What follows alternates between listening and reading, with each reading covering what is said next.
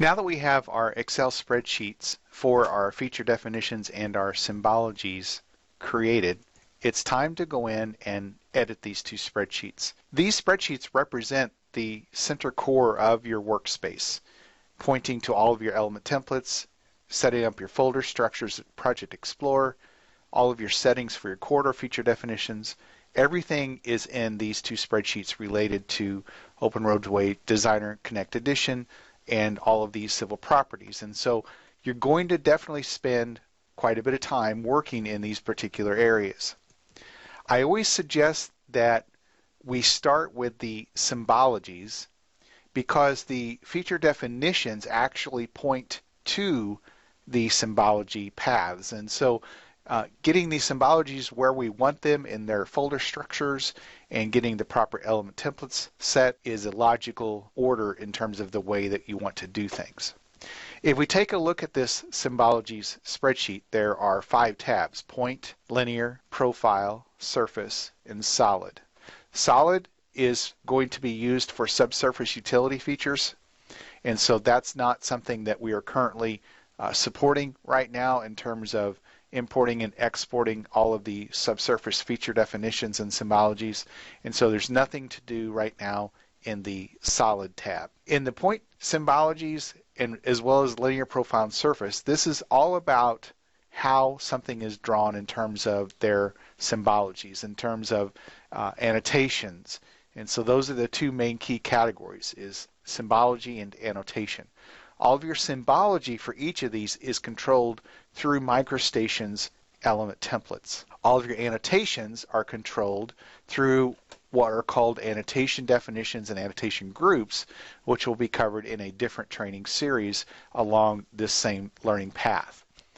So what I want to go through here is the tabs and some recommended best practices. One of the things that you're going to find out when you do this for the first time, bringing forth your Select Series 4 environment, you're more than likely going to find a few mistakes that you might have missed or inconsistencies. The nice thing about this spreadsheet is it lumps everything together in a nice organized format to allow you to identify areas that you need to work on. And so here's an example of something that you might want to consider on all of your symbologies, is to take advantage of the default element template if you're going to use the same symbology in your 2D plan view as well as your 3D model. And so you can see here everything matches.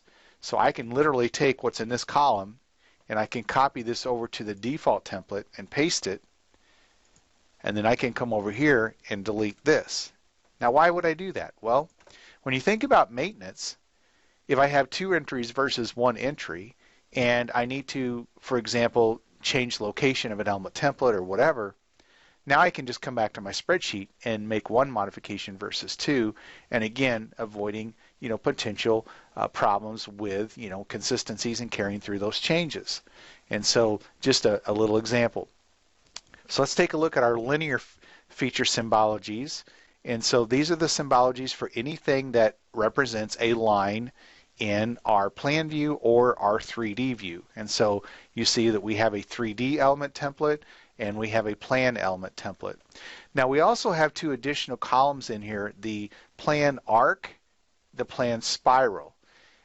Is a good example of how you can take advantage of this, and this is done in our training and examples workspace, is we have different colors for arcs and spirals than for tangents, which makes it very easy to identify different pieces of your alignment visually.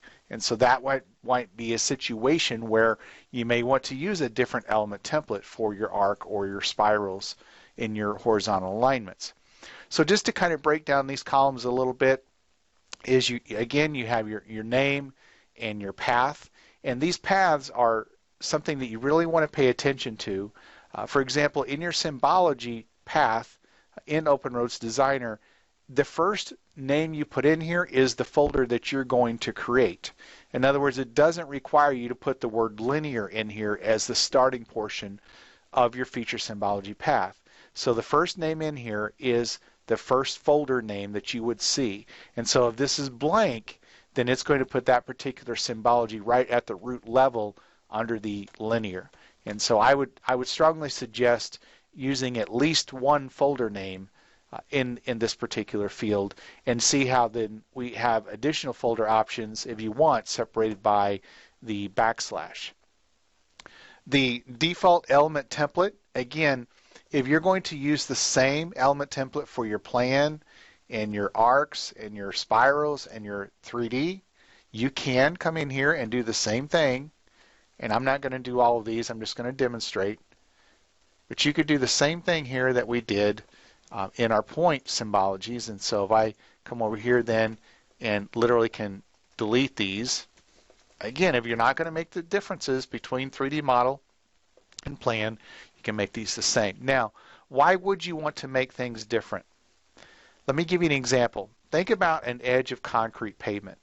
An edge of concrete pavement in the last 30 years in MicroStation maybe was the color blue in your 2D plan view. Well, you don't normally see blue concrete out in construction, and so perhaps in your 3D model you use an element template that points to something, that is a color gray. So you're going to make that edge in your model the color of the material, but yet in your 2D plan view, which would be here, maybe you continue to use the color blue that you've been used to your user seeing. And so that's a consideration in your linear symbologies where you might want to use different linear templates. And so there's these things that you want to consider when you're setting all of this up. So you have your name, your path, your default element template, annotation group we'll talk about later. You have your plan element template, your 2D plan view, and then your arc and spiral. And then you have your 3D. And then lastly, you have your crossing point element template. The crossing point element template used to be required to be set to be able to label our cross sections. This is no longer required in Open Roads Designer. So in your crossing point, consider that your entry for dynamic cross sections. I have set that up in the example and training workspace to be able to show a left and right guardrail, also a cable barrier post, and right-of-way labels. And so typically I'm just going to set this if I will have a particular cell. So I'll point to an element template that places a cell and be able to show that in the dynamic cross section. So most of the time this column will be empty unless you need to show a cell in your dynamic cross sections. So that is the linear. The profile is pretty much identical in terms of your name, your path, your default, your annotation group. The profile element template, if you want curves to look different than tangents, you can set an element template for here. Then the two differences are going to be your profile projection element template and your profile intersection element template. Your profile intersection element template is one of those templates that we use to draw a big circle in our profile view, for example, where maybe a side road baseline intersects a mainline edge of pavement. You want to see that intersection point. You can use an element template to draw a very large point, and so that would be where you would set this element template. The projection element, in other words, is a profile that's projected from another piece of geometry onto your current piece of geometry. Some people will set the same element template for this for all of their features, and some will just use the same thing that they're doing for their main profile element template. Either is fine. I think when you're doing projections, it's kind of a special case, so I would lean more towards just picking some type of heavy dashed skip dash type line that's real obvious to the users. Hey, this is a projection from another piece of geometry, so that you don't get it confused with your main profile appearance. And so this explains that particular column. So that is your symbologies for your profiles. Your surfaces are things like your terrain models, also your components in your cross sections, and so you'll see some example entries here from one of our state departments. And so you can look at the name, the path again as usual. Make sure that you remember that the first name in this path is going to be a folder that you're creating. Then you have, if you want the profile and the 3D template appearances or what they draw to be the same, you can just use the default column.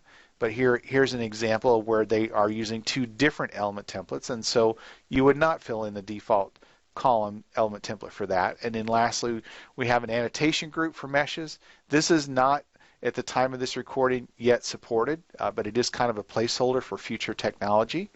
And so there's that is there. And so that pretty much breaks up what you need to set up for your Symbologies, your feature Symbology spreadsheet. So go ahead at this time and complete this, making sure that you have all of your element templates in place that you're going to need to be able to go in and assign those appropriately.